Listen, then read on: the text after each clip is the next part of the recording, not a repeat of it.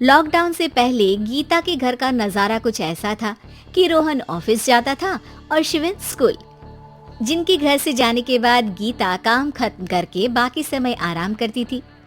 लेकिन लॉकडाउन के बाद ऑफिस और स्कूल घर में ही खुल गए और इससे गीता का हाल वो तो आपको देखने में ही मजा आएगा। शिविन, ओ शिविन, महाराज उठने के लिए क्या 21 तोपों की सलामी लेंगे? अरे बिस्तर से बाहर निकल, ऑनलाइन क्लास स्टार्ट होने वाली है। अरे तुम भी हद करती हो, स्पीकर की तरह चिल्लाने की क्या जरूरत है? दिख नहीं रहा मेरी कॉन्फ्रेंस चल रही है।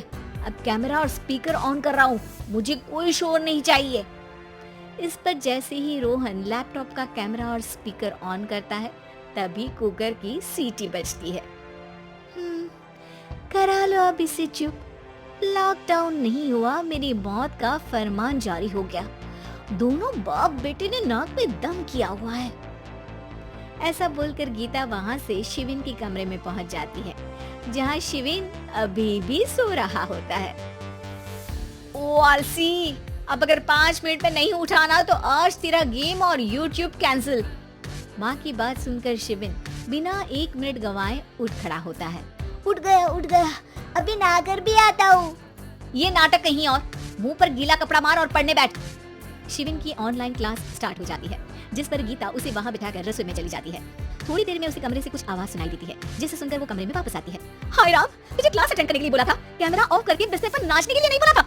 मम्मी मुझे कुछ समझ नहीं आ रहा, आप बाद में पढ़ा देना ना, वैसे भी अटेंडेंस तो लगी गई है।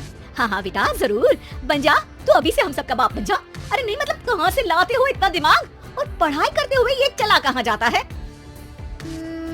नाइस क्वेश्चन, दिमाग से पूछकर बता दूंगा। शिविन की बातों से परेशान होकर गीता उसे मारने के लिए जैसे ही आगे बढ़ती है तभी वो कमरे से बाहर भाग जाता है। अब शिविन आगे और गीता हाथ में चप्पल पकड़े उसके पीछे पीछे पूरे घर में दोनों घूम रहे होते हैं। इसी बीच वो रोहन के पास पहुंच जाता है और शिविन को मारने वाली चप्पल रोहन के लैपटॉप पर जाकर गिरती है। ओए माँ! मम्मी, अब पापा को चप्पल मार रही हो? वो आज तक के रिपोर्टर, चुपचाप जाकर क्लास अटेंड कर ले, नहीं तो अगली तेरे पीछे लगेगी। इस पर शिविन वहाँ से चला जाता है, जिसके बाद रोहन गीता से कहता है, इस सर्कस के लिए कुछ बोलना चाहोगी? अरे क्या करूं, जब से तुम दोनों घर में रहने लगे हो, घर अपने आप ही सर्कस बन गया है और मैं तुम्हारी नौकर। कभी बेटी को संभालो तो कभी बाप के नखरे उठाओ। इन्हीं सब उथल पुथल में दिन बीतते रहते हैं, जिसमें हर रोज घर के अंदर कुछ नया सियप्पा खड़ा मिलता है, जो ज्यादातर शिविन और रोहन के ऑनलाइन स्कूल और ऑफिस से रिलेटेड ही होता है। एक सुबह, शिविन चलो उठ, आज की क्लास जल्दी है। कैमरा ऑफ करके आप अटेंड कर लो। अरे ऐसे छित्तर पड़ेंगे, दादी नानी सब एक साथ याद आ जाएंगी। गीता की लाख मशक्कतों के बाद क्लास तो खत्म हो जाती है, लेकिन उसके बाद शिविन फोन इस्तेमाल करते हुए इंस्टाग्राम रील बनाने लगता है। रसोड़े में कौन था? तुम थी, मैं थी, कौन था? हाँ, मैं गरीब हूँ। अरे ओ गरीब के बेटे, आजा, मैं बनाती हूँ तुझे गरीब। मैं बताती हूँ रसोड़े में कौन था। पढ़ाई करने बोलो तो इनकी माँ मर जाती है, और ये पागलपंतियाँ जितनी मर्जी करा लो। गीता शिविन को डांट रही होती है, तभी रोहन बीच में बोल पड़ता है, अरे बच्चा ही तो है, इतना गुस्सा क्यों कर रही हो? बेटे का साथ देने की इसी एक कोशिश में अब शिविन के साथ साथ रोहन भी गीता के गुस्से की सूली पर चढ़ जाता है। अगर बेटे पर इतना ही प्यार आ रहा है तो इसे क्लास अटेंड क्यों नहीं कराते, इसका होमवर्क क्यों नहीं कराते? उस समय तो बहुत जल्दी मीटिंग आ जाती है, वो काम मैं करूं और यहाँ इस बेफिजूली की चीज में तरफदारी करके बन जाओ महान।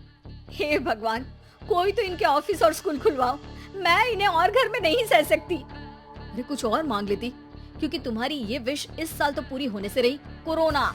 हाय नास बेटे ने जिंदगी ही बर्बाद कर दी। खाए कोई पचाए कोई, कल मुझे चुन चुन कर सबको मेरी बद्दुआ लगेगी। उन्होंने दुनिया का और इन बाप बेटे दोनों ने मेरा जीना मुश्किल कर दिया। गीता वहाँ से चली जाती है, जिसके बाद रोहन शिविन से कहता है, अरे तुम्हारी मम्मी इतनी भड़की हुई क्यों है? आपकी वजह से पूरा समय घर में रहते हो और उस पर कोई काम कराने की जगह बस ऑर्डर देते रहते हो। अच्छा बेटे, सारा इल्जाम मुझ पर? पूरा दिन तो वो तुम पर ही चिल्लाती है। हाँ मतलब दोनों का 50-50 है, कुछ करना पड़ेगा। वो कहते ना, make the best out of worst. I have an idea. वैसे तुम्हारी माँ सही कहती है, बहुत जुबान चलाने लगे हो, कम बोला करो।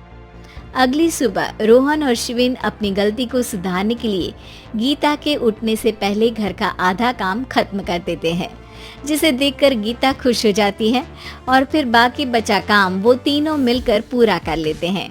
जिसके बाद अब वो सब मिल बांट कर हर काम में एक दूसरे की मदद करते हुए लॉकडाउन का मजा लेने लगते हैं। दोस्तों, कहानी अच्छी लगी तो लाइक जरूर करें और ऐसी ही मजेदार कहानियों के लिए इस चैनल को सब्सक्राइब करना बिल्कुल न भूलें। तो मिलते हैं एक और अनोखी कहानी में। तब तक स्वस्थ रहें, मुस्कुराते रहें।